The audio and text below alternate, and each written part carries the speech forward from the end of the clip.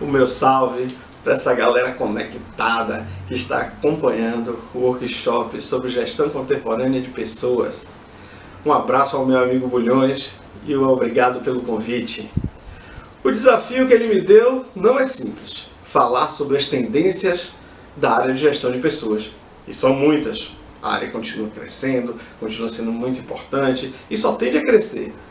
Então falar sobre tendências nessa área não é uma questão simples. Assim, eu decidi fazer um recorte. E o meu recorte vai ser focar nas questões que envolvem mais diretamente ligadas à tecnologia, a influência da tecnologia de ponta sobre a área de gestão de pessoas. E por que você decidiu esse recorte, Sandro? Eu decidi esse recorte porque o Brasil já está cuidando da disputa pelo espaço para a tecnologia 5G. E a tecnologia 5G promete revolucionar a comunicação no planeta e a forma como fazemos muitas coisas. Eu não sei se você sabe, mas a meta é que a tecnologia 5G funcione com velocidade de conexão 100 vezes maior que o 4G. Pois é, eu não errei não. São 100 vezes mais velocidade que o 4G. Se a gente já achava o 4G rápido, hein? Quando fugia fazia uma falta danada, agora vem o 5G. E como será? O que será que será processado por isso? Muita informação será processada pelo 5G. Não preciso nem falar do computador quântico, que esse vai levar bem mais tempo para chegar. Mas vai chegar também. Mas a realidade é o 5G. Está batendo na porta aí. Logo, logo estará disponível. Acredito que ainda em 2020 já tenhamos 5G funcionando no Brasil. E nós teremos que pensar o que é que podemos fazer. O que é que esse 5G pode melhorar dos nossos processos. E são essas as tendências relacionadas com essa situação que eu vou apresentar e vou discutir aqui com vocês nessa magnífica oportunidade que estamos tendo. É óbvio que para fazer esse recorte sobre a influência da tecnologia na área de gestão de pessoas, eu precisei abandonar alguns temas que são muito importantes, que continuam em alta, algumas tendências mesmo, mas que não dava para eu tratar de todos esses assuntos aqui. Então eu estou deixando de lado a questão do choque de gerações, eu estou deixando de lado a questão do assédio, que infelizmente ainda é uma realidade nas organizações. Estou deixando de lado a tão comentada inteligência emocional. Também ficaram de fora a gestão por competências, o homework e algumas outras que não preciso citar todas aqui. Como eu disse, o 5G está chegando ao Brasil. E o que é que esse 5G é capaz de fazer? Ele é capaz de otimizar processos. Não tenho dúvida, os processos serão muito mais ágeis, muito mais simples. Ao mesmo tempo, ele é capaz de reduzir custos. E aí, se você me perguntar, Sandro, mas ele vai reduzir pessoal? Vai. Como toda tecnologia, ela chega, acelera os processos mecanicamente e termina reduzindo pessoal, é inevitável. Teremos que encontrar outras alocações. E com isso, ela aprimora a tomada de decisões. Afinal, é a tomada de decisões corretas que faz uma empresa ter sucesso ou não. E se você está preocupado com aquela fake news que disseram que fizeram um teste com 5G na Europa e que matou os pássaros, aí eu estou com pena de você, porque você não está atualizado. Esqueça isso. A gente não sabe ainda os efeitos dessa tecnologia sobre o ser humano ao longo do tempo, porque ainda não tem tanto tempo. Mas sobre os pássaros já está provado que não há nenhum tipo de problema imediato. E aí eu fico pensando, na minha outra área de atuação, que é o varejo, fiquei pensando, eu não sou feito popcorn, mas eu sou capaz de pensar o que é que será esse futuro. E aí pensei, será que eu vou chegar um dia numa farmácia e quando eu entrar pela porta, uma câmera com reconhecimento facial já vai saber quem eu sou, e quando eu chegar até o balcão, os remédios que eu compro regularmente já estarão lá sobre o balcão? É possível. Não vejo dificuldade tecnológica para isso. Aí depois eu fiquei pensando, será que um dia eu vou entrar no supermercado? O sistema vai reconhecer quem eu sou através do reconhecimento facial e de repente ele pode disparar várias mensagens de promoção dos produtos que eu já estou acostumado a comprar para o meu celular e eu não teria que percorrer gôndola por gôndola para achar o que eu quero, para achar o que às vezes eu não preciso, mas está em promoção, vale a pena investir e comprar aquilo. São aplicações possíveis dessa tecnologia E vocês sabem que a tecnologia ela chega cara, mas logo, logo, com o uso em escala, ela vai ficando mais barata e mais acessível. Então, tem muita coisa para a gente pensar, tem muita coisa para a gente planejar. Confere aí a primeira tendência que eu trago para a gente.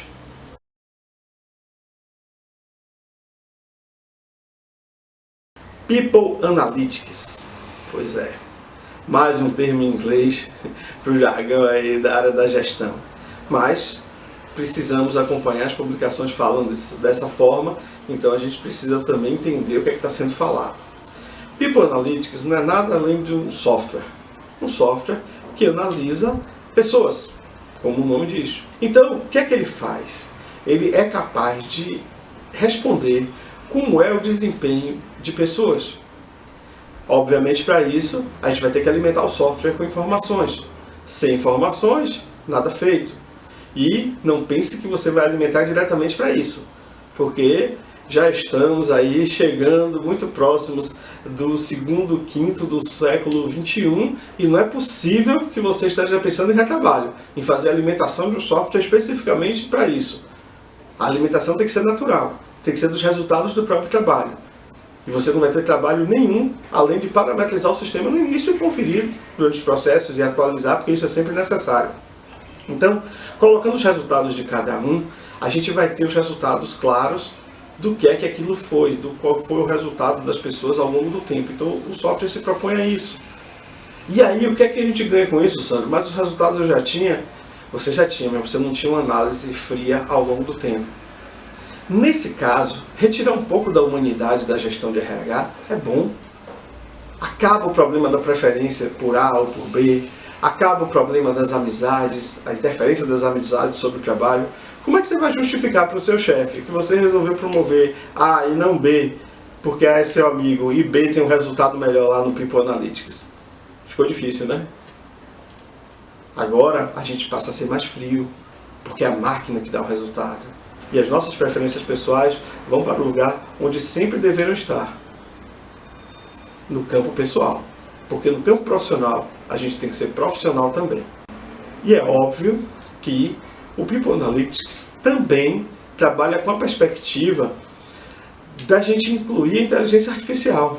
O que é inteligência artificial? É o computador que a gente não precisa indicar o que deve ser feito. Pelas nossas respostas, ele vai aprendendo qual é o nosso raciocínio e ele começa a aplicar sozinho. Isso é inteligência artificial. Então vai chegar um momento em que depois que você tiver alimentado o sistema e tomar decisões e informar ele, ele vai aprender como é que você toma decisões.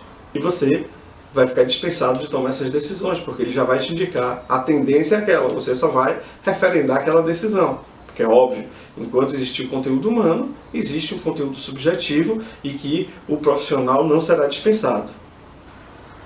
Confere agora a segunda tendência que eu trago à nossa discussão.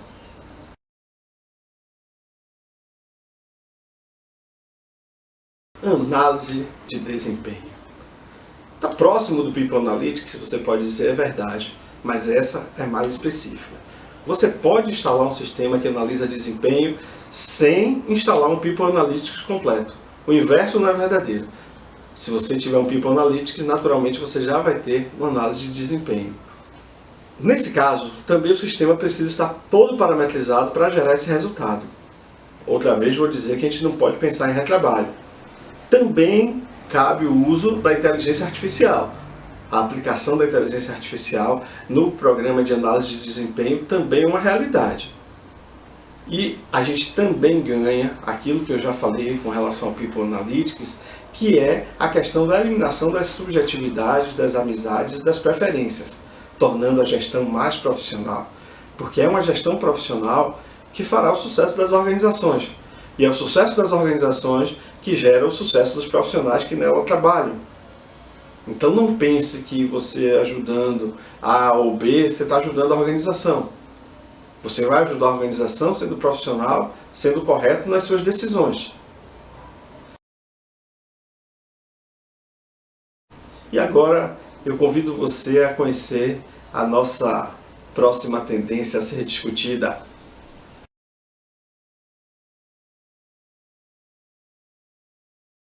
Pois é, chegamos à gestão eletrônica de benefícios. O que é que ocorre hoje? Hoje as empresas, a maior parte delas, tem algum tipo de benefício para os seus colaboradores. Vamos esquecer os legais, vamos focar apenas sobre aqueles que as empresas decidem se vão fazer ou não. E há várias empresas, principalmente as grandes, que fazem, que oferecem benefícios. Mas nem sempre o benefício que me interessa é o benefício que interessa a você. As pessoas são diferentes, têm vidas diferentes, têm expectativas diferentes, têm realidades diferentes. E hoje esse sistema ainda está muito engessado. Com a gestão eletrônica de benefícios, a gente pode conseguir sistemas mais ágeis, em que você escolha determinado benefício e que o seu colega de empresa no mesmo posto escolha outro benefício. É óbvio que o setor de RH vai ter que ter uma escala disso em valores. Se você quiser passar a escala de valores para a sua equipe, se a sua equipe tiver maturidade para isso, ótimo. Se não tiver, transforme isso em pontos. Crie uma outra forma de fazer isso. Não vai ser exato, mas vai se aproximar. E você sabe quanto você pode gastar com os benefícios de cada um. E aí você vai criar os critérios por cargo, por desempenho, por tempo de serviço. Aí você pode, inclusive, atrelar isso a um programa de gestão de carreiras mesmo, um plano de carreiras. Então você pode fazer essa gestão eletrônica de benefícios. De repente uma pessoa não se interessa pelo plano de saúde porque é jovem, ainda é lá dependente do pai, da mãe, e você está gastando dinheiro com isso. De repente essa pessoa preferia receber um ticket de alimentação maior e não ter o outro benefício do plano de saúde. É só você parametrizar para que cada um escolha. Funcionários que escolhem os seus benefícios são funcionários mais satisfeitos e naturalmente mais motivados. Agora, fazer isso manualmente é muito difícil. Então a gente propõe a gestão eletrônica dos benefícios. Confere agora a quarta tendência que eu trago para esse nosso encontro.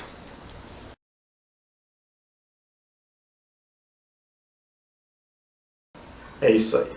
Chegou a hora de falarmos sobre gamificação. Uma realidade irretornável, uma realidade que não será retornada. Vamos entender por que a gamificação ganha tanto espaço.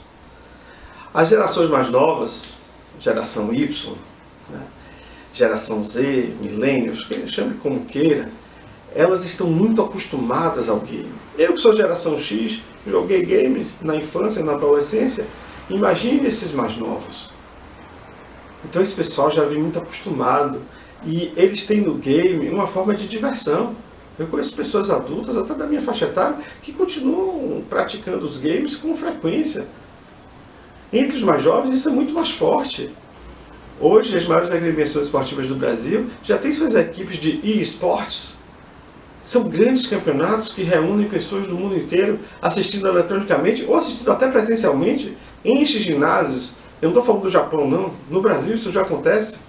Então essa é uma realidade, os games são uma realidade da nossa sociedade. E como é que eles entram na área do RH? De várias formas. Uma, recrutamento. É sim possível fazer o recrutamento através de games.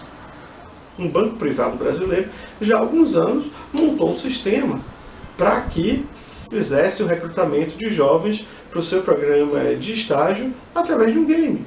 Então as pessoas entram lá no site, cadastram-se e apenas aqueles que conseguem chegar no final do jogo é que têm direito a participar da entrevista presencial. Essa é uma realidade. Eu não estou falando de algo distante, eu estou falando de algo que já existe e que vai crescer. Além do processo de recrutamento, você pode passar pelo processo de seleção, né? Isso, etapas mais avançadas do processo de seleção, você já pode fazer através dos games, além do que os treinamentos.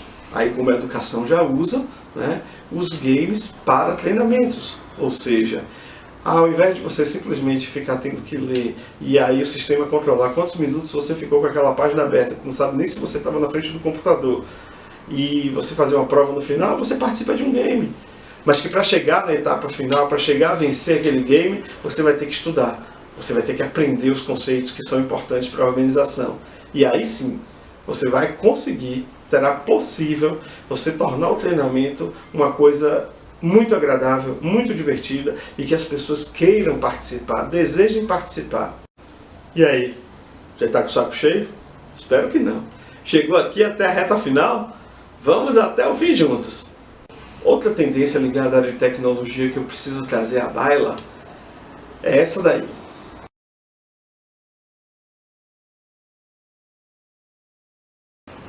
Realidade virtual.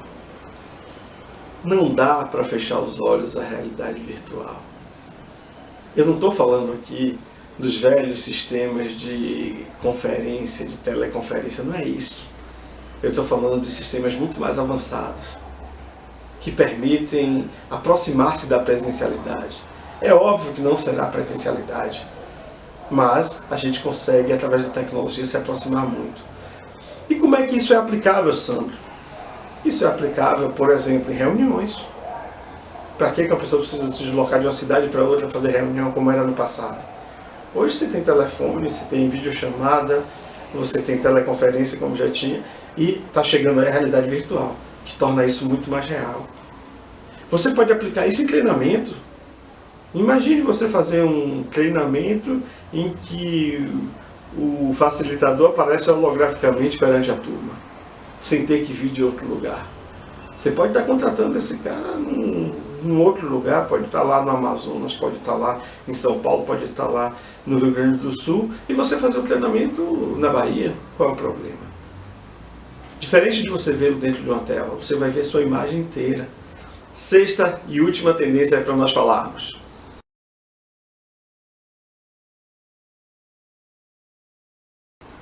Gestão dos grupos de WhatsApp. Eu não conheço organização hoje que não tenha grupo de WhatsApp. Formal, informal. Então vamos pensar, o que é que a gente precisa fazer? Primeira coisa, básico do básico do básico. Temas sensíveis não devem ser tratados em grupos de empresas, em grupos organizacionais. Religião, política, futebol não podem ter espaço nesses grupos.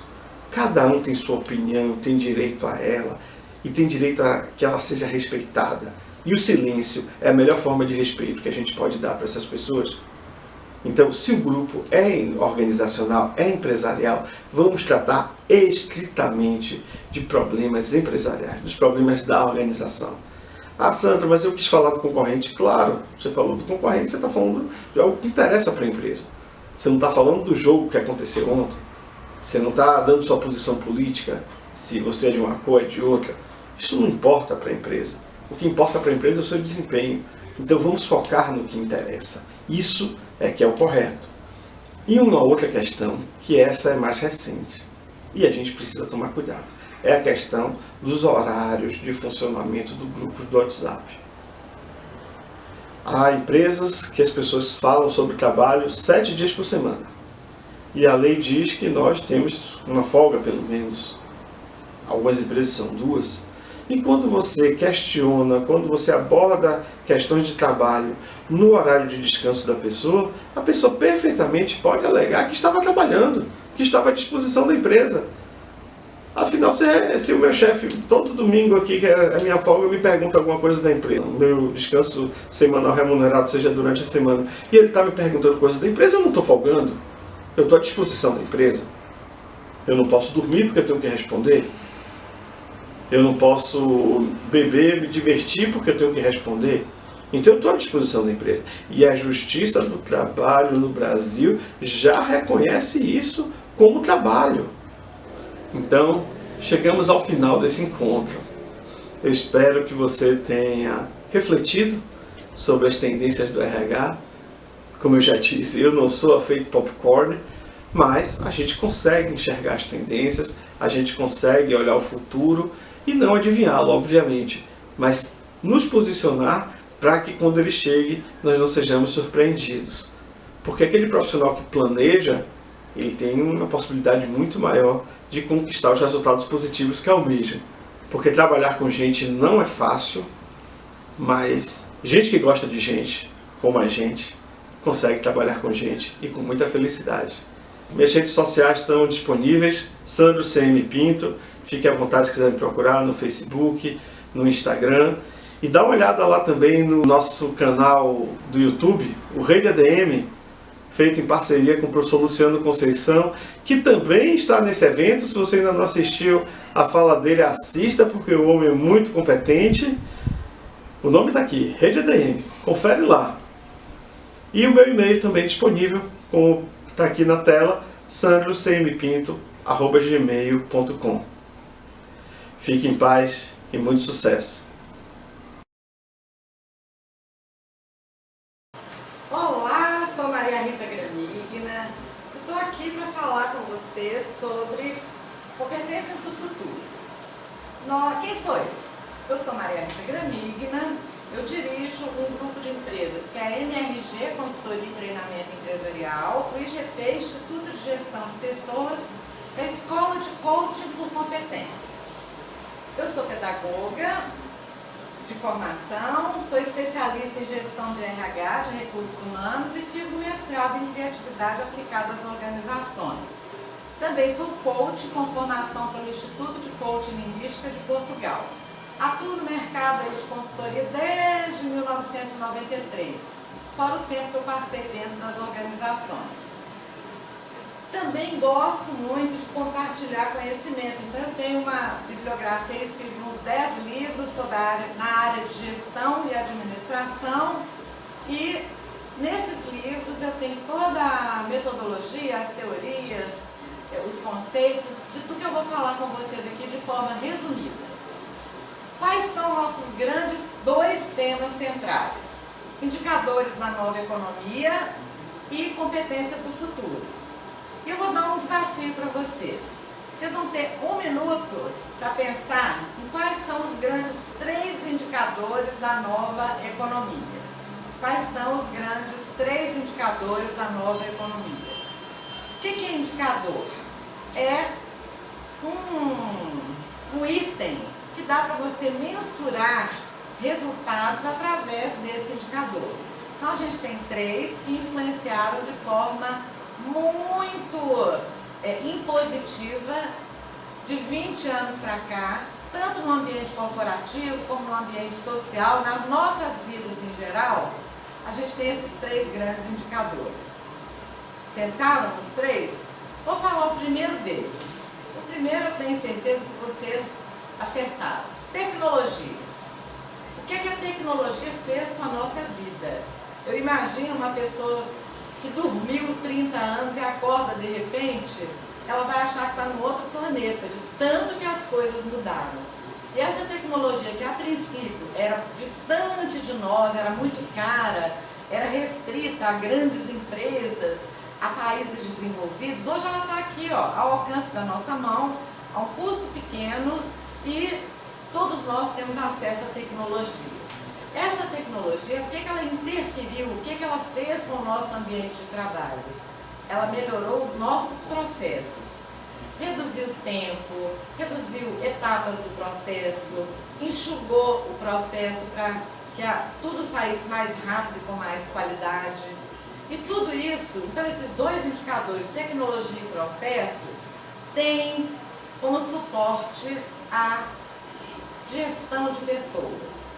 Há um tempo atrás, 20, 30 anos atrás, as empresas estavam muito preocupadas em informatizar, melhorar processos, implantar programas de qualidade, e as pessoas ficaram um pouquinho de lado. Até que as grandes cabeças pensantes perceberam que não adiantou tanto investir em tecnologia e melhoria de processo em função das competências das pessoas. O percentual investido, a comparação do investimento em pessoas com tecnologia e processo estava tão longe, tão distante, que deu um alerta nos empresários. Hoje nós estamos na era das competências. Todas as empresas de vanguarda falam competências, as seleções são por competências, treinamento por competências, capacitação por competências, promoção por competência, enfim, competência das pessoas é agora a bola da vez. E eu coloquei aqui essa figura de um escritório, como era antes da tecnologia e como que foi evoluindo a nossa mesa de escritório. Se a gente tiver uma boa percepção, se você pensar nas coisas que você tinha há um tempo atrás, no seu escritório, ou onde você trabalha, ou locais onde você já passou, observou trabalhos, você vê que as mesas de escritório hoje se restringem a um computador. Tudo isso, toda essa tecnologia que tinha, a máquina de escrever, eu tenho um caso para contar. Meu primeiro emprego, a minha primeira seleção, a prova final foi datilografia. Por quê? Porque na minha época, quando eu comecei a trabalhar, a tecnologia de ponta era a máquina de escrever. Não existia ainda computador. Então hoje você tem que estar de olho, você que está no mercado, em busca de uma colocação, você que está iniciando sua carreira, que tecnologias as empresas estão usando para você chegar e saber transitar bem por todo aquele ambiente corporativo. Tudo isso que existia, a máquina de datilografia, a agenda de papel, aqui é um fax para quem não conhece, o telefone fixo, a máquina de contar dinheiro, a máquina de calcular, máquina de tirar foto, enfim, televisão. Vamos pensar assim no mundo, na nossa vida em geral, isso tudo aqui, hoje se resume num celular, está na palma da nossa mão. Quem não tiver em casa, uma televisão, um rádio, um espaço para fazer uma reunião, não tem disponibilidade para sair no supermercado, tudo você faz no celular. Porque graças à tecnologia esses processos todos foram otimizados. Muito bem. O maior exemplo de como a tecnologia interfere nas nossas vidas, na nossa empresa, eu vou dar agora. Até 2015 nós tínhamos uma sede física. Uma sede física que a gente não percebia, que não precisava dela. Até que a tecnologia foi chegando, e hoje nós trabalhamos num home office, em casa, em qualquer lugar do mundo. Eu trabalho no Brasil, em outros países da África, países da Europa, e eu levo comigo meu escritório. Porque hoje você joga tudo na nuvem, e onde você estiver, você leva o seu escritório. Você faz reunião virtual, você faz contato com o cliente virtualmente, você manda uma proposta, recebe uma proposta, enfim, tudo você faz através do celular. Para isso eu tive que adquirir uma nova competência, tanto eu quanto a minha equipe toda, que é trabalhar de forma virtual. Tem que ser mais organizado, ter mais disciplina, estar com foco, ter um foco mesmo no resultado. Enfim, mudou a nossa vida a tecnologia. E hoje a nossa maior demanda, a demanda daquele que quer se inserir no mercado de trabalho com sucesso, é pensar em preparar-se para alguma coisa que ainda não existe. Porque nós, que não éramos da era da tecnologia, nós nem imaginávamos esse mundo há 30 anos atrás. Mas quem já nasceu nessa era já pode desenvolver esse pensamento imaginativo de preparar-se para alguma coisa que ainda não existe. Por exemplo, pessoas que prepararam-se para coisas que não existiam, conseguiram formar e desenvolver projetos e transformar suas empresas em empresas unicórnio. O que é uma empresa unicórnio? É uma empresa que é avaliada em mais de $1 bilhão. Vou falar dessas empresas agora. E como essas pessoas que conseguiram fazer isso, são pessoas mais jovens e que tiveram grandes ideias porque pensaram em alguma coisa que ainda não existia. Vamos falar então das empresas unicórnio, aquelas que valem no mercado mais de $1 bilhão. Eu vou dar alguns exemplos para vocês. Há um tempo atrás, quando você queria ver um filme bom, o que você fazia? Alugava uma fita de videocassete e colocava na sua TV a cabo ou na sua televisão. Ou então você ia ao cinema. Hoje, você tem a Netflix. Quem imaginaria que você não precisaria nem sair de casa, você faz uma assinatura e você assiste os filmes. Acabou de passar no Oscar, acabou de ser premiado, já está no Netflix. Tem filmes, inclusive, que nem vão para o cinema, eles vão só para o Netflix. Quem teve essa ideia de jogar toda a arte do cinema dentro da tecnologia foi alguém que pensou em algo que não existia ainda. É uma competência que todos nós precisamos desenvolver, a imaginação criativa. Vamos pensar aqui também Como é que a gente chamava, há um tempo atrás, um motoboy? Você pegava o telefone, ligava para uma agência de motoboys ou ligava para um motoboy conhecido seu para levar alguma coisa da sua empresa, um documento ou levar alguma coisa para alguém, para algum lugar. Tudo era feito via telefone. Hoje você tem alguém que teve a brilhante ideia de jogar um aplicativo onde você fala onde você está, ele localiza e te fala quais são os motoboys que estão na imediação. Então ele vem, é um motoboy cadastrado, você tem segurança e você tem agilidade, rapidez e preço baixo. Quem imaginaria que a maior empresa de transporte mundial não tem nenhum transporte? Ela faz tudo através de um aplicativo. Vocês já conhecem os donos da Uber? São super jovens, são pessoas que pensam em coisas que ainda não existem. Cada um de nós pode fazer isso. Cada um de vocês pode fazer isso. Eu dou alguns exemplos. Essas empresas têm um valor de mercado de mais de $1 bilhão. Outra empresa que eu inclusive uso muito é o PagSeguro. Quando você queria pagar algum curso, algum treinamento, alguma prestação, qualquer conta que você quisesse fazer direto com o seu vendedor, você teria que ou fazer a compra direta com ele, não é? Levar em dinheiro, ou passar um cheque, ou passar o cartão de crédito. Hoje você tem o aplicativo do PagSeguro, que é uma das empresas do unicórnio que vale mais de $1 bilhão. Por que eu dei todos esses exemplos? Para você chegar, claro que esses exemplos são de excelência, né? São de pessoas que pensaram em coisas que modificaram a nossa vida. Mas a gente pode pensar no nosso dia a dia em coisas que ainda não existem e que podem modificar o nosso ambiente. Essa é uma competência que gera valor. Nós temos competências que a gente chama de soft skill, são as competências de comportamento, as competências ligadas à motivação, liderança. Daqui a pouco eu dou um rol de competências soft skill.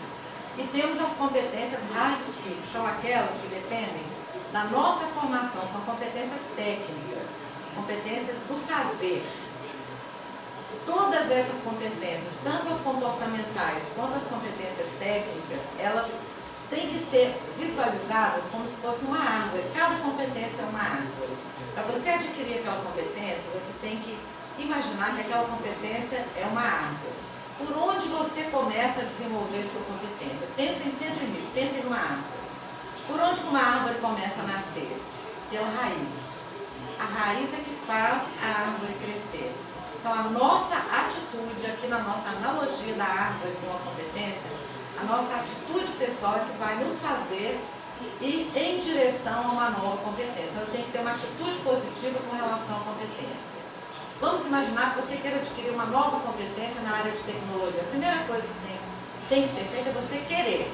Você colocar a sua motivação. Isso está na raiz da competência.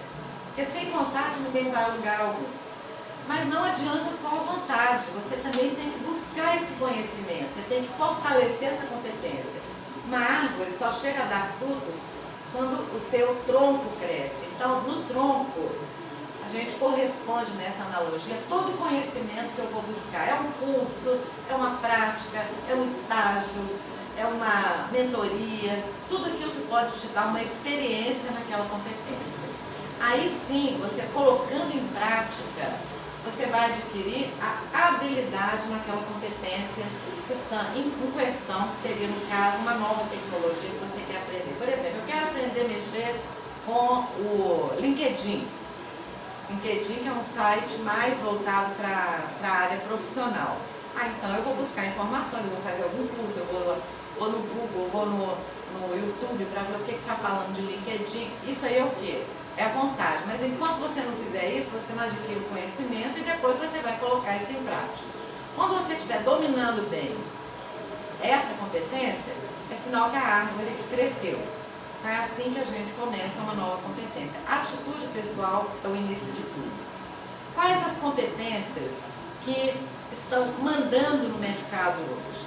Para você poder acompanhar essa evolução, esse mundo VUCA, esse mundo volátil, esse mundo doido que está hoje. A primeira delas, e eu fico muito contente, porque eu já desconfiava disso há muito tempo, que é uma competência soft skill, depende da vontade, é a criatividade. A criatividade é a capacidade, é o potencial das pessoas de, frente a qualquer desafio, qualquer problema, qualquer situação, ela gerar várias ideias.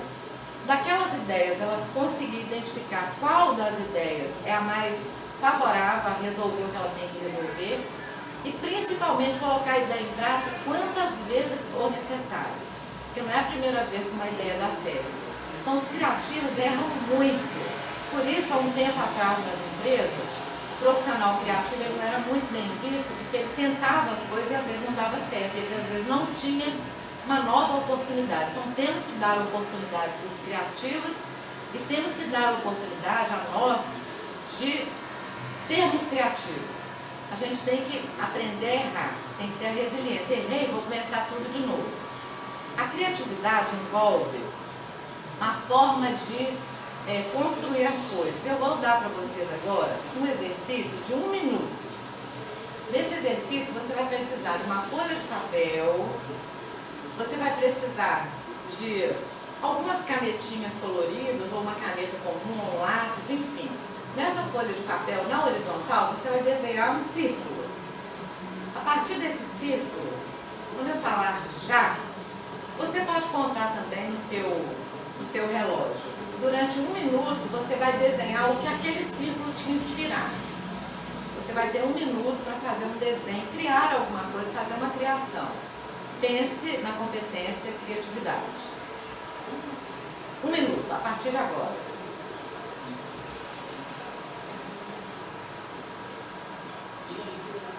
Passados 1 minuto, imagine que você desenhou um sol. Foi o que veio na sua memória. Sol, a maioria das pessoas desenha um sol, porque tem um círculo ali. Ou você desenha um rosto, também é um desenho padrão. Ou você desenha uma flor. Enfim, você tem N possibilidades de desenhar a partir desse círculo. Eu vou mostrar um vídeo para vocês que explica bem essa questão do pensamento criativo. Prestem atenção.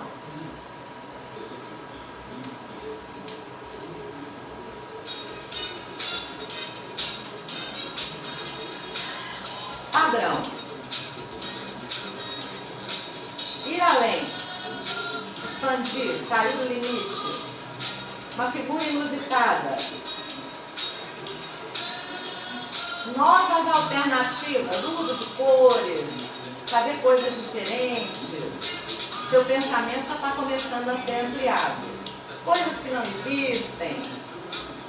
Fazer uma coisa doidona. A sua criatividade aumenta na medida em que você faz novas tentativas e vai além.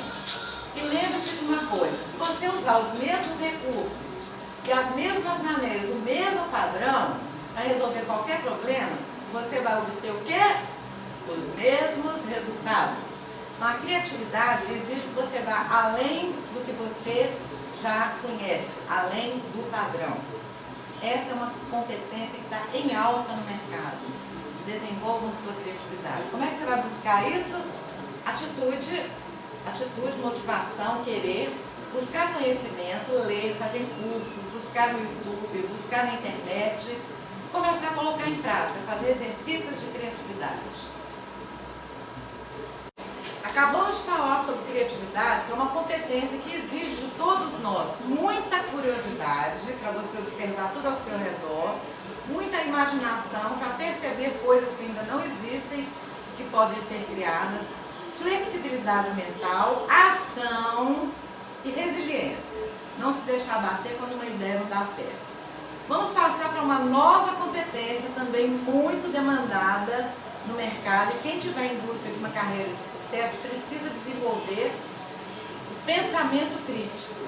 Pensamento crítico, gente, vem desde a época dos grandes pensadores.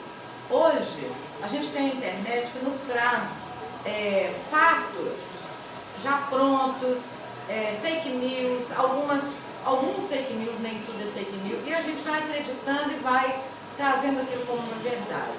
Quando tem pensamento crítico, você consegue analisar os fatos colocando-se de fora e analisando fatos e dados. E tendo esse pensamento, é uma competência que você precisa desenvolver, uma competência técnica. Você tem ferramentas para desenvolver esse tipo de pensamento. Você tem todas as ferramentas que tem na área de gestão, você tem algumas que te ajudam a desenvolver esse pensamento crítico, a separar ideias que são boas, ideias que não são boas, ideias aplicáveis, ideias não aplicáveis, o que está correto, o que está incorreto. Então, esse pensamento crítico, ele nos ajuda muito na questão da inovação de processos. Tem uma competência que está aí há mais de 10 anos no mercado, muito valorizada, que é o fazer acontecer. Eu chamo a capacidade empreendedora de fazer acontecer. Que ela reúne dois tipos de competência, que é a soft e a hard skill. Você precisa ter comportamentos positivos para ser um empreendedor, mas também tem que ter conhecimento das metodologias de empreendedorismo. Como é que você pode ser um empreendedor? É só montar um negócio? Não, você pode ser o seu empreendedor, cuidando da sua própria carreira, traçando metas, aprendendo a traçar objetivos, aprendendo metodologias de colocar ideias em ação. Você pode ser um empreendedor de um projeto, você pode ser um empreendedor de uma ação social e você pode ser um empreendedor também abrindo o próprio negócio. Aliás, o maior número de microempresas que estão nascendo hoje em função da grande crise que teve no mercado brasileiro, mas também em função das novas competências, é o mercado jovem. Os jovens estão preferindo montar os seus próprios negócios, tanto na área de tecnologia, quanto em outras áreas, eles estão preferindo ser empreendedores. Então, essa é uma competência em alta no mercado. A resolução de problemas complexos, gente. Também existem metodologias que te ajudam a aprender a resolver problemas que não são aqueles corriqueiros do dia a dia. Por exemplo, o Scrum é uma metodologia, o Design Thinking é outra metodologia, o mapa mental é outra metodologia, a gamificação, enfim, tem uma série de metodologias, desde a era da qualidade, da década de 80 e início de 90, que a gente aprendeu a usar ferramentas e metodologias para desenvolver essa competência de resolver problemas. Em todo contexto tem um problema, pode ser um problema pequeno, pode ser um problemão. E nós temos que estar preparados para lidar com essa competência e resolução de problemas complexos. A cada dia mais, o ambiente, o mercado de trabalho está mais complexo, está exigindo mais da gente sair da zona de conforto e ir para o nosso espaço além da zona de conforto. Para isso, precisamos desenvolver essa nova competência. E busquem na internet, busquem metodologias de resolução de problemas. Gente, tem cursos gratuitos, tem vídeos no YouTube, tem sites que falam só disso. E, existem N possibilidades de vocês desenvolverem essa competência, desde que, vamos lembrar da árvore, que a sua atitude seja positiva de busca, de motivação, de vontade. Outra competência, essa é soft skill completamente, a gestão de pessoas. Hoje a gente tem um número reduzido de pessoas no ambiente de trabalho. As lideranças têm que saber gerenciar esse potencial das pessoas, identificar quem tem competências, quem não, quem ainda está só em um potencial, quem ela precisa desenvolver, quem ela precisa mentorar. E você que está no mercado de trabalho precisa buscar no seu líder a gestão das suas competências. Se ele não estiver fazendo isso bem feito, ajude, dê uma ajudinha. Pergunte o que eu devo investir, o que eu devo aprender de novo, o que eu preciso demonstrar mais, porque também não é só a liderança e o liderado eles têm que estar caminhando passo a passo. A coordenação, que não tem muito a ver com a liderança, a coordenação é a maneira como você organiza o seu trabalho e o trabalho das pessoas ao seu redor. Elas têm que ter o quê? Interação. Hoje ninguém trabalha sozinho mais. Você tem que saber até onde vai o seu espaço e até onde começa o espaço do outro, o que você tem que entregar para o outro. Essa coordenação, organização do trabalho é uma competência também muito exigida no ambiente corporativo. E nós falamos sobre as 3 habilidades da gestão de pessoas: visão positiva, relacionamento e generosidade. Vamos passar para uma próxima competência que é importantíssima no atual contexto brasileiro e mundial, que é a inteligência social. O que seria inteligência social?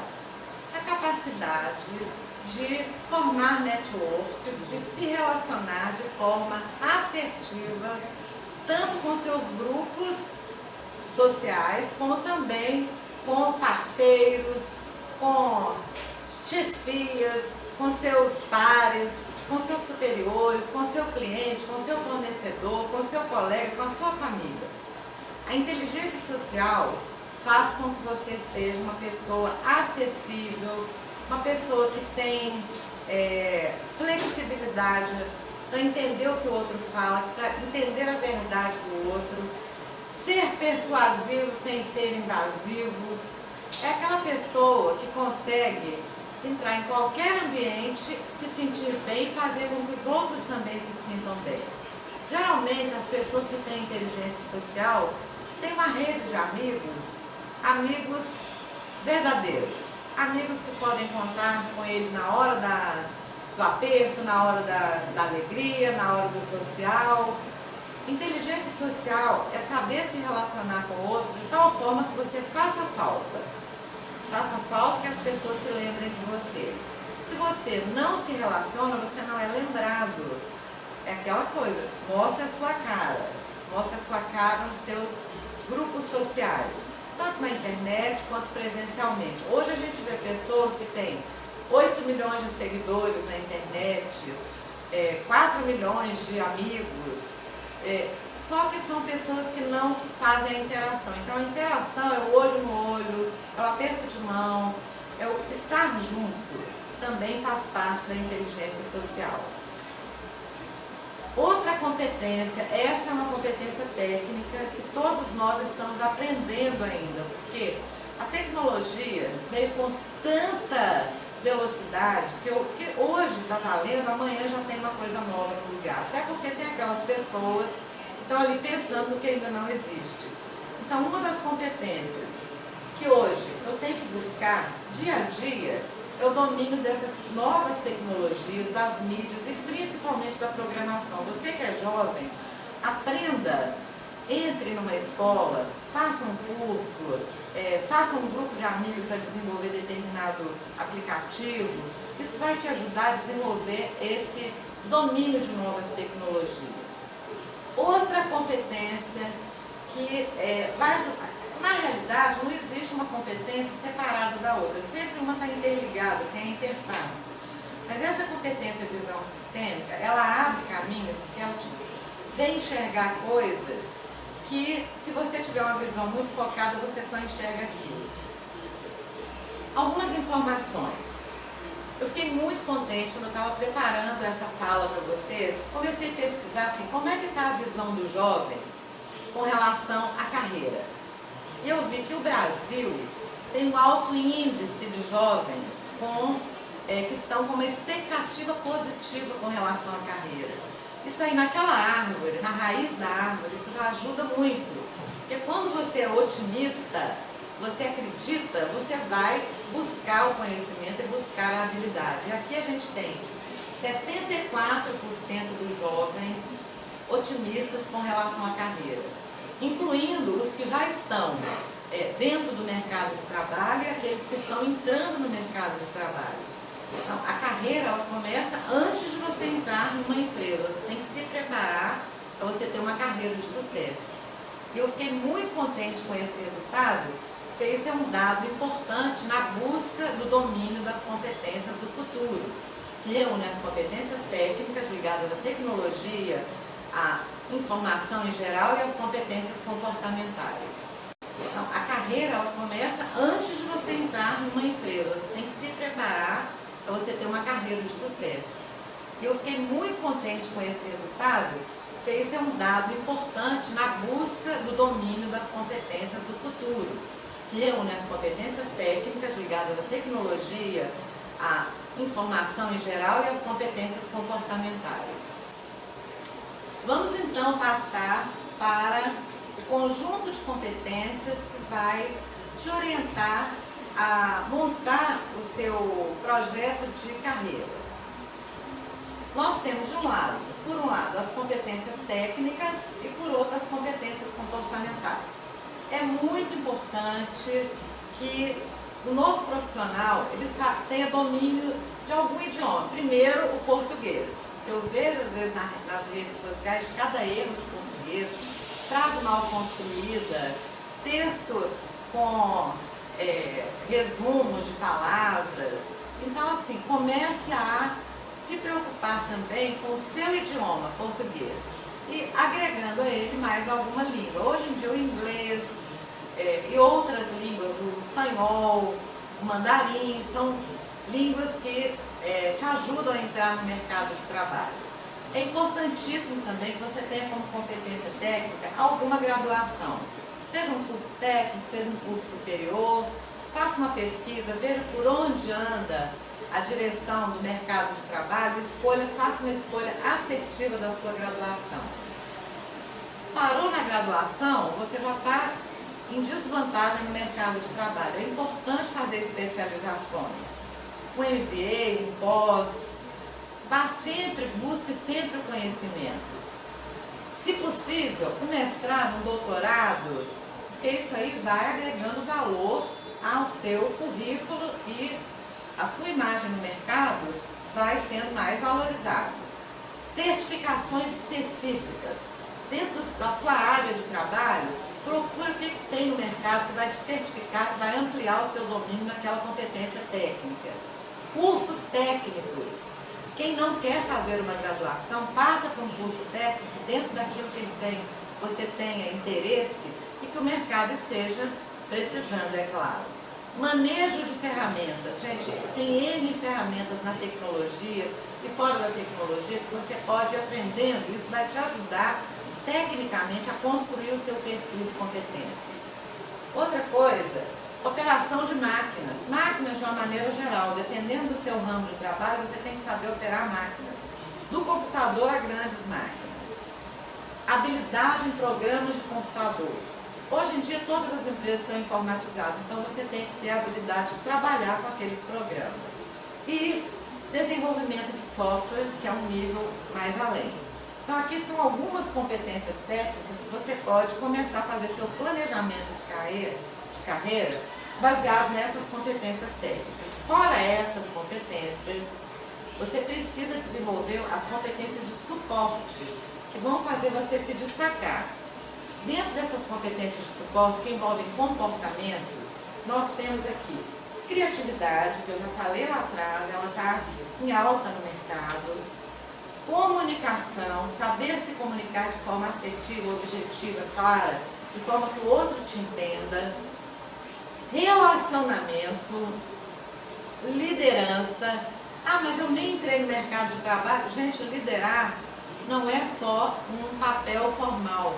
Você pode liderar um time de futebol, você pode liderar um grupo de trabalho na faculdade, você pode liderar uma organização de umas férias, na família você tem como liderar alguma coisa, é mostrar caminhos. Trabalho em equipe, sozinho a gente chega lá, mas chega mais devagar.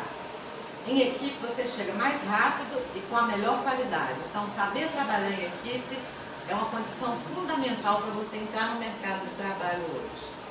Planejamento. A começar por esse seu planejamento de carreira. Por onde você vai começar dentro de todo esse quadro de competências? Visão sistêmica, como eu já falei lá atrás. Começar a observar, abrir a mente, abrir os olhos. Foco em resultados. Olha, tem gente que investe tanta energia em algumas coisas e para nada. Por exemplo, você vai, vou fazer o curso tal, porque o curso tal está na moda. Esse curso tal vai te levar a algum resultado? Então, antes de qualquer ação, veja o objetivo, a meta e o resultado que você quer alcançar. E negociação, tudo hoje é na base da negociação. E essas são as competências que vão te ajudar a construir um perfil adequado, um perfil que você vai ser disputado no mercado de trabalho. 3 dicas finais. dica: acreditar. Você precisa trabalhar a sua autoconfiança, olhar o mundo de forma positiva, acreditar que você pode chegar lá, ter essa postura de motivação, essa postura de olhar o mundo de frente. Aprender sempre. Dedique um tempo da sua vida, faça lá o seu planejamento, dedique um tempo para aprender sempre. A gente não perde nada por tentar aprender uma coisa nova. Não precisa ser só na sua área, não. Qualquer coisa que você tente aprender. Ah, vou aprender então a tocar violão. Ótimo!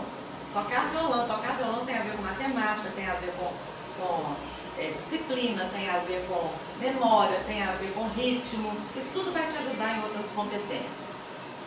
Antenar-se, prestar atenção em tudo, prestar atenção no que está ao seu redor.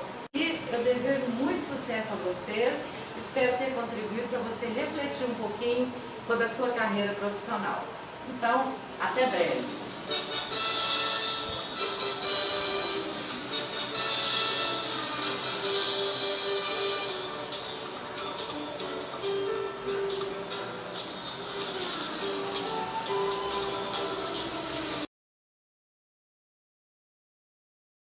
Olá, boa noite a todos e a todas. Tudo bem com vocês?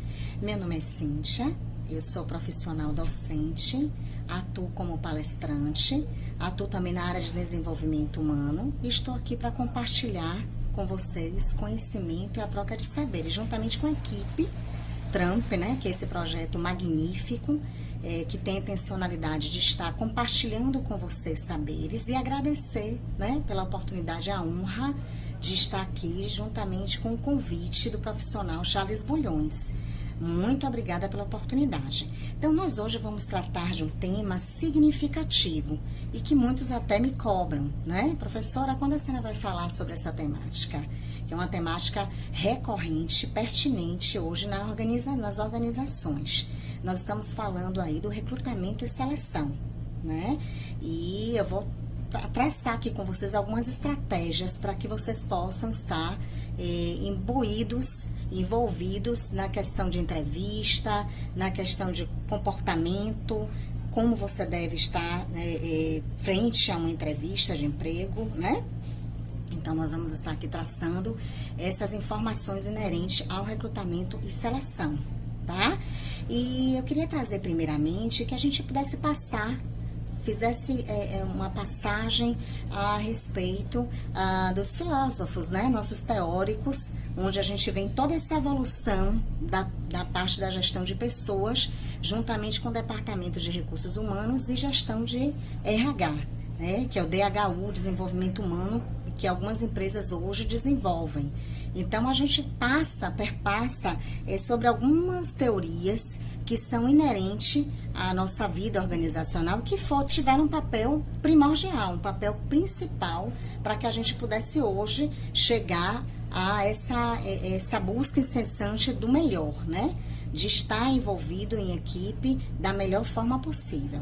Então, quando a gente relembra esses fatos, a gente passa pela Revolução Industrial, onde a gente traz Frederick Taylor, né, onde a gente traz Henri Fayol, grandes expoentes da administração, e que é de suma importância porque a partir daí se inicia, a gente tem aí a iniciação da teoria clássica, onde aborda, claro, de forma burocrática, de forma racionalista, os movimentos, né? Tempos e movimentos. Ou seja, até o momento de hoje, a gente perpassa também sobre essa resolutividade do produto, né? Sobre toda a questão da produtividade. Então, após a Revolução Industrial e Henri Fayol trazer algumas particularidades desse departamento setorial, essa subdivisão do sistema da organização, a gente traz aí claramente as relações humanas, que é defendida, né, pelo psicólogo, também expoente, Elton Mayo, onde ele traz a pesquisa Hawthorne, onde essa pesquisa Hawthorne é uma pesquisa que ele faz em relação ao comportamento do indivíduo, do sujeito colaborador, dentro do mundo corporativo, né? Frente à diversidade da estrutura daquele ambiente. Então, ele faz algumas pesquisas, inclusive, que nos demonstra realmente uma resolutividade, uma produtividade maior. E logo após a gente tem a teoria comportamental. Vocês percebam que sempre está aí imbuído, envolvidos, todos esses teóricos que nós estamos trazendo, na questão de produção, da produção automatizada, a produção em massa, porém, não se tem aí ainda o olhar para o capital humano. Então, a gente começa aí a desenvolver, através da teoria comportamental, essas necessidades, tanto de autorrealização, né, fisiológica, essas necessidades de desejos do homem, a gente começa a experimentar com a teoria comportamental, onde a gente traz Abraham Maslow, que traz essa pirâmide magnífica de pensamento, que é da autorrealização e do processo que se dá todo o indivíduo dentro daquele mundo corporativo, né? Então, a partir daí, a gente começa a repensar nessas nuances, nessas mudanças que são significativas dentro da organização para o colaborador. Existe aí uma retenção de comportamento, a retenção daquele capital intelectual. Então, a gente começa já a ter aí a subdivisão da preocupação também dentro dos setores, mas com o ser humano, com o indivíduo dentro da organização. Então, a gente perpassa aí, o que eu quero trazer agora para vocês, de suma importância, é sobre o processo de recrutamento e seleção, e que quanto nos contribuiu para todo esse processo, para que a gente tenha hoje algumas empresas, né, vocês percebem, requer ainda a questão do departamento pessoal, porque você tem aí o processo burocrático de admissão e demissão. Então, ele ainda existe, mas é importante ter uma dicotomia em relação aos recursos humanos. Aquele setor que vai tratar do capital intelectual, que vai reter aquele capital intelectual, né? Avaliando as suas competências, avaliando as suas habilidades e realizando aí processos onde façam com que ele absorva todas as suas atividades laborais e assim nas relações também interpessoais. Então, a gente começa aí a se perguntar, né, como eu devo me comportar para que eu seja realmente esse colaborador, que a empresa possa estar retendo essas competências, essas habilidades minhas. De que forma, numa entrevista, eu devo me comportar? De que forma, na entrevista, eu posso estar atuando de maneira eficaz, né? Demonstrando minhas qualidades, demonstrando meu comportamento e todas as habilidades que eu tenha. Então, existe algumas empresas que a gente tem aí algumas perguntas chaves, né? Que sempre a gente inicia na triagem daquele processo de recrutamento. O recrutador, o selecionador, ele vai estar fazendo aí algumas perguntas inerentes ao seu currículo, né? Falamos do currículo porque ele é o cartão postal da sua identidade profissional.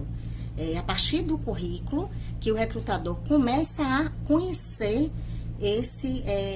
assim, quando ele faz aquela triagem, né? Ao fazer a questão do processo, do perfil, da vaga que ele deseja. Então, ele começa a alinhar aí, após a expectativa desses currículos em mãos, ele começa a fazer essa triagem e evidenciar ali aquele capital humano para trabalhar no setor específico do perfil que ele estava mencionando, tá? E aí a gente começa a perceber de que forma, como eu começo a verificar se aquela missão e valor daquela empresa vai ser congruente às minhas expectativas de valores também. A gente precisa ter esse olhar, né? Você, enquanto aí em busca desse novo emprego ou em busca de uma recolocação no mercado, você precisa ter esse olhar. Então, a gente começa a perceber que a gente precisa fazer também essa triagem. É de grande porte essa empresa, é de pequeno porte? De qual região que está tendo essa seleção? Então, tudo isso você tem que perceber na empresa. Qual a missão, quais os valores? Eu sempre informo para as pessoas que sempre, quando eu faço o trabalho de desenvolvimento humano, eles precisam se perceber pertencentes daquela empresa. E para se perceber pertencente daquela empresa, ele precisa fazer uma pesquisa incessante, uma pesquisa minuciosa, que ele possa se perceber nessa empresa, né? Então, é importante verificar os valores, é importante verificar a estrutura, né? Que estrutura é essa dessa empresa? Então, é importante que vocês percebam todos esses elementos, essas ferramentas, para que vocês possam evidenciar fazendo parte dela, tá? Uma outra questão que eu queria também abordar aqui, muito importante, são as redes sociais, né? Quando o indivíduo, ele, né, você futuro colaborador de uma determinada empresa, começa a fazer essa busca incessante de qual empresa você está sendo, irá pertencer, é importante que você também atribua alguns cuidados. As redes sociais hoje têm sido uma ferramenta de eficácia no que se diz respeito a processo seletivo. Então, através do currículo, eu tenho como verificar, evidenciar a sua vida, né? Eu tenho como verificar no Facebook, seja no Instagram, no LinkedIn, eu tenho como estar evidenciando essas atribuições de qualidades que você tem e de comportamento que você tenha, tá? Podendo ser também como uma peça-chave para que eu possa evidenciar ali na minha triagem se realmente eu posso estar fazendo aquela entrevista, né? O primeiro passo é a primeira entrevista. Então, eu preciso perceber se o candidato ele está também atribuindo ali no comportamento dele. A gente já pode fazer uma correlação, certo? Uma outra questão também que muitos me perguntam, são perguntas assim, chaves, né? Posso colocar foto, eu não posso colocar foto? Como é que eu posso, em relação à customização desse perfil aí meu do currículo? Foto só se, gente, o próprio perfil de vaga solicitar na descrição dele do cargo. Aí você pode realmente estar atribuindo a foto, mas ela não é mais uma obrigatoriedade. Assim como CPF, identidade, endereço, muitos me perguntam sobre endereço. Endereço vocês podem colocar a rua, a avenida, o número de casa não é obrigatório, o CEP não é obrigatório, porque vocês colocam, aliás, não já ficou realmente obsoleto. Não se faz essa necessidade. Agora, uma coisa que eu quero focar muito, que é delicado e é importantíssimo também, é o objetivo. Eu já peguei currículos onde o objetivo, ele tinha 3 objetivos para trabalho. E, na verdade, a empresa tem que entender o que você realmente quer. Você quer uma vaga para auxiliar administrativo, você quer uma vaga para recepcionista, ou você quer uma vaga para analista de TI? O que você busca? Então, se o candidato, ele coloca lá no seu currículo 3 áreas que ele deseja, fica difícil para a empresa realmente mensurar quanto à qualificação e quanto àquele perfil ser o melhor para a empresa. Então, é importantíssimo que vocês descrevam, sejam bem objetivos, tenham coesão nessa construção do currículo. Muitos informam, eu posso colocar 7 folhas, 5 folhas, meu currículo tem 3 folhas, 3 páginas, 3 laudas, o que é que eu faço? Não, gente, vocês têm que minimizar mais os objetivos. Uma questão que também eu acho que é importante a gente salientar e trazer é a questão das experiências. É válido que você coloque. Ali eu não tenho experiência. Você pode colocar ali cursos que você vem desenvolvendo, que você vem participando, certo? Então, é importante que você coloque aí essas informações. Uma coisa também super importante, cuidado na hora da entrevista, quando vocês forem falar da empresa que vocês estiveram, né? A última empresa que vocês estavam. Então, muito cuidado da forma que vocês possam pontuar de forma negativa. Não é agradável, não é o coerente. A gente pode falar o que eu estou buscando, por que você saiu dessa empresa, né? O que foi que houve, que você pediu demissão ou que você foi demitida.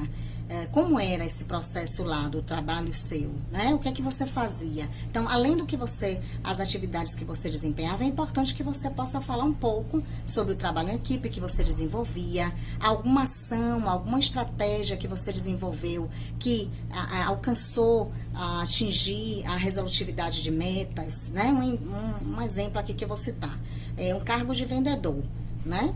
Então, você está pleiteando aí um cargo de vendas e que você já teve experiência na área de vendas. Então, é importante que você relate que você teve um período que teve que realmente assumir uma meta maior, especifique essa meta e que você conseguiu alcançar por tais e tais nuances que você passou. Um exemplo também é você quer a área de recursos humanos, ou uma área de gestão. Informe que você fez um projeto, que projeto que você desempenhou lá, você desempenhou um projeto de menor alcance de absenteísmo, né? De repente você fez lá um projeto que realmente teve uma menor porcentagem de absenteísmo. Então é importante que você também relate sobre as suas experiências, o que é que você realizou de fato lá, enquanto objetivo, enquanto proposta, e que alcançou resultados, bons resultados. É importante que você enalteça essas especificidades, certo? Isso é valiosíssimo, tá? Uma outra coisa também que a gente percebe, né? Um exemplo é que você também possa estar sempre alicerçando o seu currículo, relacionando ao autoconhecimento, ao aprendizado contínuo e ao empenho individual. Eu sempre digo que a gente trabalha com esse tripé, né? A gente precisa ter o autodesenvolvimento, a gente precisa demonstrar que está em busca, porque hoje os setores, né, a gente entende que a organização de trabalha de forma holística, né, de forma orgânica, ou seja, integrada. Então, é importante também você ter ciência sobre isso. E que hoje, você sabe que uma porcentagem aí, uma variável de 80% das emissões são por conta das relações interpessoais. Então, é importante que você, além da habilidade técnica que você deva ter, você desenvolva uma boa relação interpessoal juntamente com a equipe que você está trabalhando, né? Então, cuidado com essas competências que a gente tem que hoje evidenciar. Então, eu sempre digo também que você, nessa construção do autoconhecimento, você procure requerer outras especialidades. Como assim? Fazer estudos, né? Traçar a sua vida acadêmica com outras performances também de cursos. Ou seja, hoje você tem uma carreira dentro de uma empresa que você tem que ser proativo. Você tem que estar fazendo parte de todo um processo, é o subsistema. E você tem que se sentir pertencente desse subsistema. Então, procure atrelar a sua vida acadêmica com outras áreas afins também. Então, hoje o indivíduo ele tem que ser dinâmico, ele tem que ser proativo e ele tem que ser detentor de saberes eu digo sempre que é multiculturais, né? A gente tem que ter assim, como nós somos seres heterogêneos, que nós sabemos, a gente tem que realmente se fazer nessa cultura, essa mudança que hoje estamos aí com a geração Z, que é uma geração mais consciente, uma geração que tem um conhecimento muito maior, muito vasto, né? E que busca sempre essa autorrealização, né? E que ele possa galgar e alcançar essas metas pertencentes à empresa. Então, a gente tem que ter muito cuidado nessa relação interpessoal e no cuidado também da nossa carreira. Eu sempre digo, alinho, faço uma correlação à nossa carreira proteana, né? A carreira proteana, como você sabe, é uma terminologia americanizada e que se propõe a perceber esse indivíduo dentro da relação do corporativo, do mundo corporativo, como um indivíduo que vem galgando nuances diferenciadas dentro e em busca de novas perspectivas, né? Então, é importante que você tenha um caminho sempre de mudanças, sempre de autorrealização. Então, é importante evidenciar isso quando você já estiver pertencente a uma empresa. Um exemplo é quando o indivíduo ele está na área de TI e ele deseja galgar a área de gerência de TI. O que eu devo fazer? Então, a gente precisa fazer lá um planejamento, né? Fazer um planejamento mesmo, traçar num papel que vocês façam e que vocês verifiquem as etapas que vocês precisam passar para alcançar essa autorrealização pessoal de vocês. Evidencie, deixe visível, transparente para o setor de recursos humanos essa trilha de conhecimento que você está fazendo para poder alcançar. É importante que a gerência, que o seu líder esteja evidenciando essas nuances, né, dessa carreira sua proteana, de alcance das suas metas e alcance dos seus desejos e sonhos juntamente com a empresa, para que a empresa possa estar vislumbrando aí você, né, um profissional competente e de sucesso dentro da empresa. Então, eu queria agradecer desde já, né, vamos finalizar, mas eu tenho outras abordagens também que nós vamos no decorrer do projeto estar realizando esse processo. Então, agradeço muito mais uma vez a presença de vocês, né, espero que vocês tenham gostado, espero que contribua para o conhecimento de vocês e para a vida tanto acadêmica como pessoal. Tudo bem? Foi um prazer enorme. Muito obrigada. Muito obrigada por toda a atenção. Tá bom? Tchau, tchau. Boa noite, pessoal. Hoje vamos falar um pouquinho sobre estilos de liderança. Tá fazendo alusão ao nosso último vídeo, que é onde abordamos definição o que é um líder. Hoje vamos falar um pouquinho sobre qual estilo de liderança esse líder deve adotar para exercer liderança. Como todos sabem, existem 3 estilos de liderança: autoritário, participativo e liberal. Mas qual desses adotar na sociedade contemporânea? O primeiro questionamento que surge é: as pessoas que compõem a organização, as pessoas que compõem a sua equipe, são iguais? Será? Tem perfis iguais? Tem objetivos iguais? E são motivadas da mesma forma? Será que podemos adotar um único estilo de liderança para influenciar uma equipe? Equipe essa que é composta por pessoas totalmente heterogêneas.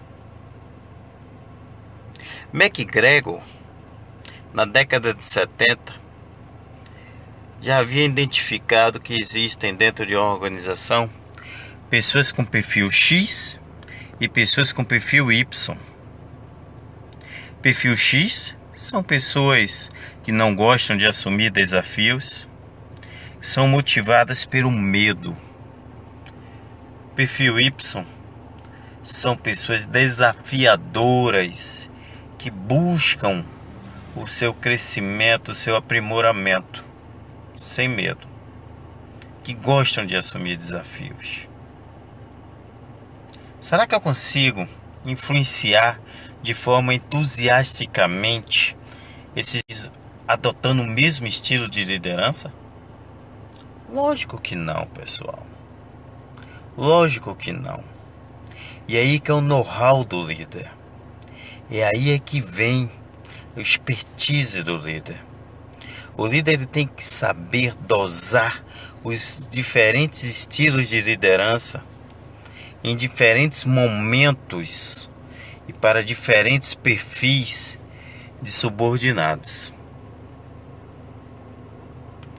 Caso contrário, você poderá desmotivar um profissional de sua equipe que tem um perfil Y, fazendo com que, em vez de gerar resultados positivos à sua equipe, passe a gerar só resultados negativos. Portanto, não existe um estilo de liderança único para motivar e influenciar a sua equipe a busca de um objetivo comum, objetivo institucional, tá? Pense nisso. Dose, seja equilibrado. Inteligência emocional acima de tudo, tá? E busque identificar aonde é que liga aquele interruptorzinho da motivação da sua equipe. Lembrando que sempre uma ferramenta que é fundamental para o bom resultado, né, o bom relacionamento da sua equipe, chama-se feedback. E o feedback tem que ser muito bem dado. E vai ser o nosso próximo tema. Um grande abraço para todos. Bom, o primeiro item que causou uma grande mudança em relação à concessão de benefícios, e infelizmente foi muito pouco divulgado pela mídia, é a questão do valor mínimo de contribuição.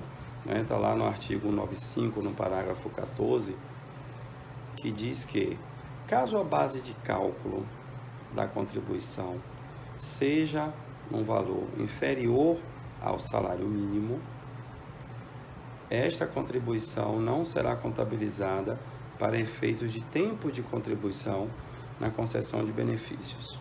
Ou seja, caso um trabalhador, seja ele qualquer, como intermitente, como aprendiz, como jornada a tempo parcial, caso essa contribuição seja sobre um valor abaixo de um salário mínimo, será descontado a previdência normalmente, porém esse valor não será levado como tempo de contribuição para efeito de concessão de benefício. Por exemplo, se uma pessoa passar a vida toda com jornada a tempo parcial, recebendo um valor inferior a um salário mínimo, pelo fato de trabalhar meio turno, por exemplo, todo mês ele sofrerá o desconto no contra-cheque de INSS. Esse valor vai ser repassado, obviamente, para a Previdência. Porém, não será levado como tempo de contribuição. Logo, a pessoa não vai ter, por exemplo, aposentadoria, pelo fato da contribuição ter sido calculada sobre um valor abaixo do salário mínimo. E aí você pode se questionar, como assim? Eu vou perder esse valor? Vai para onde? Eu não tenho como conseguir um benefício? Bom, aí esse mesmo parágrafo 14, ele dá 3 opções. Uma delas é que o próprio segurado complemente essa contribuição. Ou seja, ele vai ter que calcular a diferença para atingir a contribuição sobre o salário mínimo e recolher diretamente a Previdência através de um DARF. Por exemplo, vamos supor que em determinado mês o recolhimento dele tenha sido calculado sobre R$ 800. O salário mínimo atual, R$ 1.045. Ele vai ter que calcular 7,5% de 245 e recolher através de um DARF para que esse mês seja contado como tempo de contribuição. Opção 1, então, complementação. Opção 2 é a compensação, ou seja, caso tenha algum outro mês que essa base de cálculo tenha sido sobre um valor maior, ele pode pegar essa sobra de um mês e utilizar em outro mês que não tenha atingido a base mínima de um salário mínimo. Traduzindo, eu pego a sobra de um mês e utilizo para complementar, para compensar lá um mês que eu não tenha tido essa base mínima. Segunda opção. A terceira opção é agrupar contribuições, ou seja, eu vou pegar vários meses e juntar para fazer um. Eu vou pegar 2 meses que tenha sido pela metade do salário mínimo, juntar para fazer um pagamento só. A norma não diz se essa compensação, agrupamento vai ser de forma automática, se eu vou ter que entrar em contato com a Previdência ou ir pessoalmente, ou se quando eu for requerer um benefício, isso vai ser feito automaticamente pelo sistema e me apresentado o resultado. O fato é que esse dispositivo já havia sido tentado colocar na legislação com a reforma trabalhista em 2017. Se vocês pesquisarem MP 808, ela já previa essa possibilidade, porém, como a MP não foi transformada, convertida em lei, ela perdeu a sua eficácia. Porém, com a reforma previdenciária, ela foi aprovada. Então, é bom que você verifique junto com os trabalhadores da sua empresa, com os colegas, principalmente aqueles que têm uma carga horária reduzida, como aprendiz, como operador de call center, como intermitente, para verificar se eles não estão contribuindo sobre um valor abaixo do mínimo e ter uma surpresa, já que esse mês que for abaixo sobre o mínimo não será contabilizado para efeito de tempo de contribuição. Uma outra mudança no que diz respeito à Previdência é a questão da aposentadoria, não é? A reforma ela acaba de vez com a aposentadoria exclusivamente por tempo de contribuição e associa um tempo mínimo, que a gente chama de carência, com a idade mínima. Então, todas as aposentadorias ela vai requerer uma idade mínima para sua concessão, com exceção, claro, da aposentadoria por invalidez, né? Visto que é um ato imprevisível. Mas a aposentadoria por idade foi meio que juntada com a aposentadoria por tempo de contribuição e criou-se a aposentadoria voluntária. Os requisitos são os seguintes: para o homem, é necessário que ele tenha 15 anos de contribuição, para quem já estava no regime previdenciário antes da reforma ser aprovada. Portanto, se você, sexo masculino, já havia contribuído com a Previdência antes da reforma antes da reforma vigorar, em novembro de 2019, você vai ter que ter contribuído com 15 anos quando for se aposentar e ter uma idade mínima de 65 anos. Então, o homem que já estava no regime antes da vigência da reforma precisa ter 15 anos de contribuição e 65 anos de idade. Se esse homem ainda não havia contribuído antes da reforma vigorar, ele vai necessitar de 20 anos de contribuição ao invés de 15. Ou seja, a idade permanece, 65, porém requer um tempo mínimo de 20 anos de contribuição. Para a mulher, ela vai precisar ter 15 anos de contribuição, independente se ela já contribuía antes ou se ela é nova no regime previdenciário. 15 anos de contribuição e uma idade de 60 anos em 2019, só que essa idade ela vai aumentando 6 meses a cada ano. Então agora em 2020 seria 15 anos de contribuição e 60 anos e meio. Em 2021 essa idade aumenta mais meio ano, vai para 61 anos. Se a aposentadoria for requerida em 2022, já vai ser 61 anos e meio. E em 2023 vai ter a questão dos 62 anos. Então a idade de 62 anos, ela não é de forma imediata. Ela só vai chegar ao ano de 2023, quando essa idade se estabiliza em 62 anos, tá? Então, recapitulando. Homem que já contribuía, 15 anos de contribuição, 65 anos de idade. Mulher, 15 anos de contribuição e 60 anos e meio em 2020, acrescentando 6 meses a cada ano, até em 2023 chegar a 62 anos, conforme está previsto na Emenda Constitucional 103 de 2019, que já está valendo, né, desde novembro de 2019, desde o ano passado. Um item que vai causar impacto direto no valor do benefício é o conceito de salário de benefício. Bom, salário de benefício era a média aritmética simples dos 80% maiores salários de contribuição desde julho de 94 para cá, corrigido monetariamente.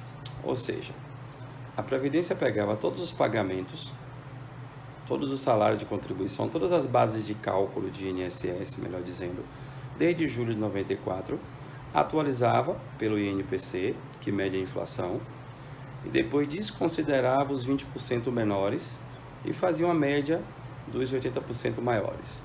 Vamos supor, por exemplo, que ao requerer a aposentadoria, você tivesse pago durante 200 meses, não é? Que dá mais de 15 anos.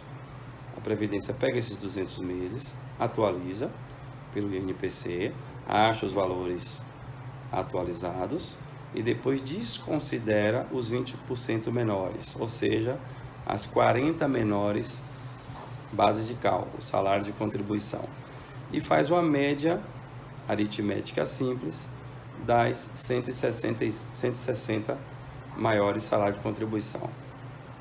Na prática, dos 200 salários de contribuição que você teve, vão ser considerados apenas os 160 maiores. Isso era o conceito de salário de benefício.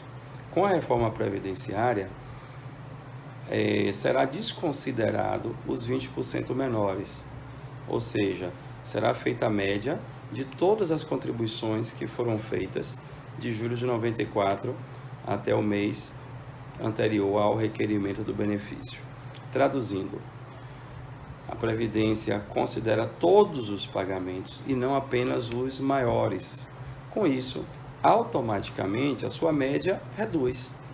Se eu estou deixando de tirar os menores, considerando todos, automaticamente, por tabela, sua média vai reduzir.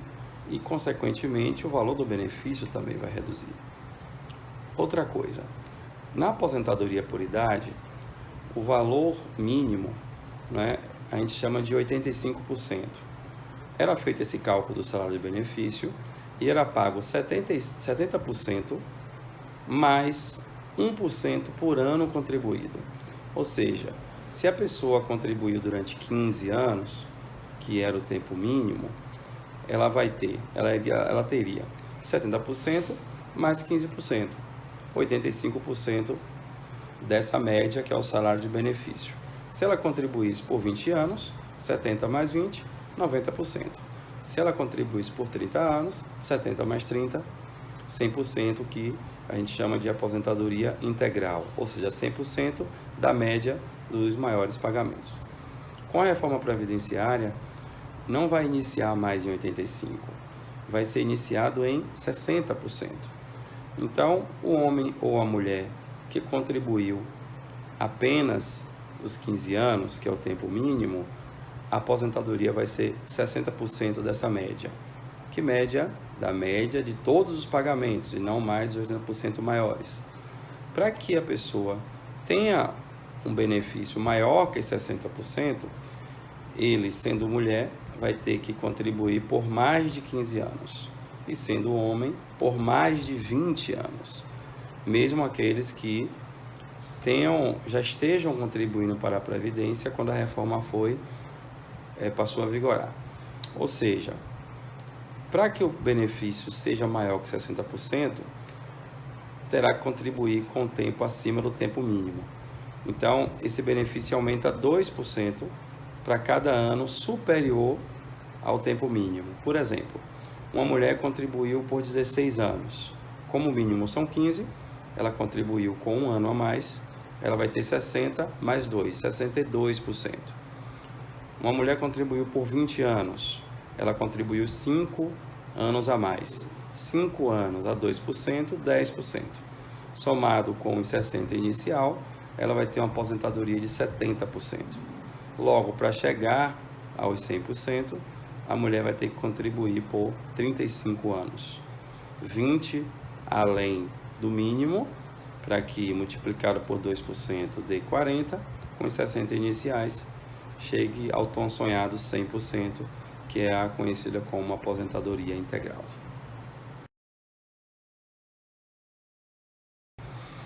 Em relação à tabela do INSS, ela também foi profundamente alterada.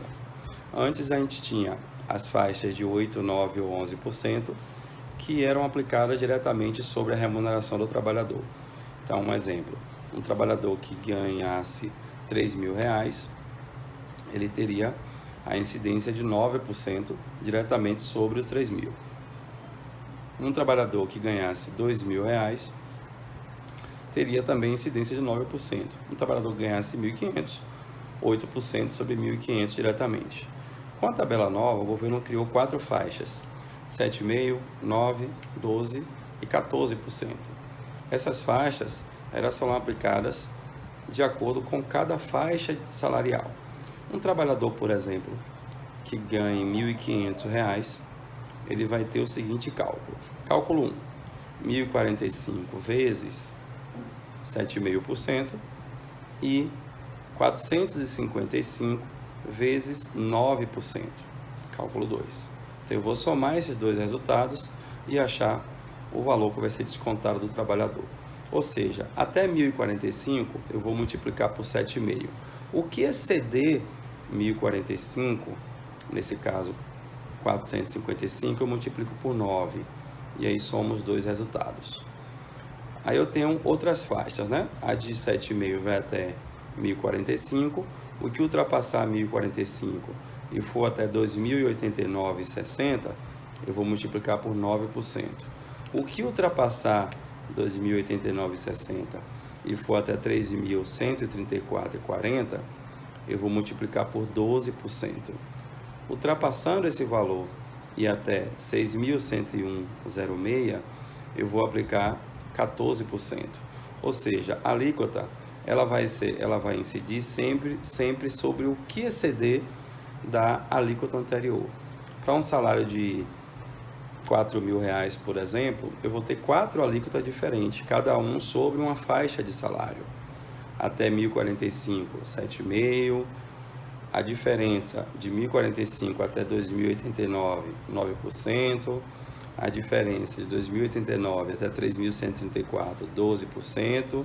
E a diferença de 3.134 até 4.000, os 14%. Vou calcular cada resultado desses 4 e vou somar até encontrar o resultado final. Um pouco complexo, não é? Mas foi desenvolvida uma tabela alternativa que segue o mesmo raciocínio do imposto de renda, em que você aplica a alíquota direta e tem uma chamada parcela a deduzir. Não é? Por exemplo, para aquele cálculo de 1.500, eu vou aplicar 9% sobre os 1.500, que dá 135, e depois eu vou ter uma parcela a deduzir de 15,68. Então, 135 menos 15,68 vai dar o mesmo resultado que eu aplicando a outra tabela oficial do governo. Essa tabela alternativa está sendo amplamente divulgada nas redes sociais, nos grupos, né? Foi desenvolvida por um professor de Direito Previdenciário, Ivan Kertzmann, né? Um grande amigo meu, e ela visa simplificar o cálculo do INSS. Essa tabela ela pode ser utilizada para encontrar o mesmo resultado que a tabela oficial divulgada pelo governo, porém ela tem uma metodologia de cálculo muito mais simples, muito mais fácil, e encontramos o mesmo resultado final. Olá, tudo bem?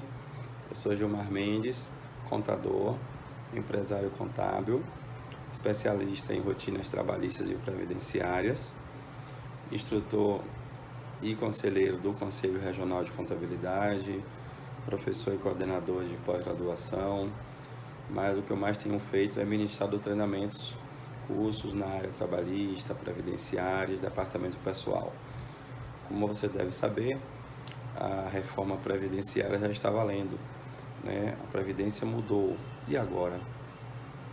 Estarei gravando uma sequência de 5 vídeos tentando trazer e esclarecer os principais pontos da reforma previdenciária. Antes de entrar nesses pontos propriamente ditos, ficam algumas reflexões, né? De fato, a reforma previdenciária era necessária? Aqui no Brasil, a gente estava necessitando de mudanças profundas, principalmente nos benefícios previdenciários? Bom, a meu ver, sim, dada a expectativa de sobrevida das pessoas. Vou fazer uma pergunta simples. Quantos filhos os seus avós tinham ou têm? Quantos irmãos você tem? Quantos filhos você tem ou pretende ter? Certamente seus avós tiveram ou têm mais filhos do que o que você tem hoje, concorda? Ou seja, as pessoas estão se planejando melhor, tendo um planejamento familiar melhor e tendo menos filhos. Por outro lado, as pessoas estão vivendo mais tempo. Então, a expectativa de sobrevida do brasileiro tem aumentado ao longo dos anos. Com isso, como as pessoas estão vivendo mais, as pessoas ficam mais tempo aposentadas e a Previdência tem que custear o benefício por um período de tempo maior. Por outro lado, como tem menos pessoas nascendo, a arrecadação cai por ter uma menor contribuição para o custeio desses benefícios dos aposentados, dos pensionistas, de uma forma geral. Então, o meu entendimento é que de fato uma reforma era necessária. Isso não significa que eu concorde totalmente com a reforma, que eu esteja de acordo com o que ela aprovou. Não é isso. Eu acho que a gente precisa analisar cada ponto de forma isolada, não é? A reforma trouxe melhoria para os trabalhadores? Eu já entendo que não.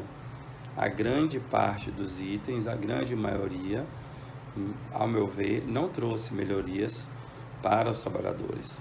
Trouxe talvez a garantia de ter o benefício. Mas a gente vai ver ao longo dos vídeos que esse benefício sofreu grandes reduções, né? Seja na forma de calcular, seja também na concessão do mesmo. Então isso acho que causa um impacto negativo para os futuros beneficiários da Previdência, não é? A reforma acabou com as regalias? Entendo que não, por dois motivos. Primeiro, direito concedido não pode ser retirado, é um direito adquirido, né? Outro, os maiores devedores da Previdência não foram afetados com a reforma, como por exemplo os estados e municípios, como por exemplo os militares. Grandes devedores da Previdência terão dificuldade de agora em diante para fazer novos parcelamentos, porém os já feitos não podem ser alterados. Então a gente pretende, nos próximos vídeos, entrar propriamente dito nas alterações, nas mudanças em que a reforma previdenciária provocou desde novembro e que causam impacto direto na vida dos trabalhadores, na vida das pessoas que vão, dentro de algum tempo, requerer benefícios para a Previdência Social. Falaremos sobre a aposentadoria, os critérios para concessão, o valor dos benefícios. Falaremos sobre as mudanças também na questão da pensão por morte, no acúmulo de benefícios. Ou seja, vamos fazer um apanhado dos principais itens que causaram impacto direto na concessão dos benefícios para os trabalhadores brasileiros. Você está preparado para gerenciar sua própria carreira? Eu sou Luana Farias e estarei abordando esse tema no evento Triunfe, uma jornada para uma carreira de sucesso. É fato que o mundo do trabalho passa por grandes transformações e o conceito de gestão de carreira está sendo amplamente redefinido. Então, a autogestão é uma nova modalidade de gestão de carreira que coloca o indivíduo como principal protagonista da sua carreira. Nesse evento, eu vou apresentar passos seguros para que você possa se conhecer e desenvolver as suas competências, que vão te ajudar a olhar para dentro e lapidar o que precisa ser lapidado para você brilhar e fazer um mundo melhor com a sua presença. Te vejo lá, evento Triunfe, uma jornada para uma carreira de sucesso.